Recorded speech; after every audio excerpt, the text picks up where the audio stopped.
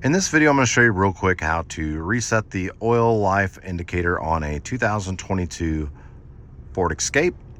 Not too difficult once you know what you're doing. We're going to use a few of the buttons right here on the right hand side of the steering wheel. I'm going to press up and down on this little OK button. So if I press the down, you'll notice it starts to scroll through the menu here. I'm going to the one that looks like an I for information. Then I'm going to press the menu button. When I press the menu button, oil life pops up. I'm going to press OK, press down on that to go into oil life. I'm going to press OK again to reset, and then you press and hold the OK button to reset the oil life.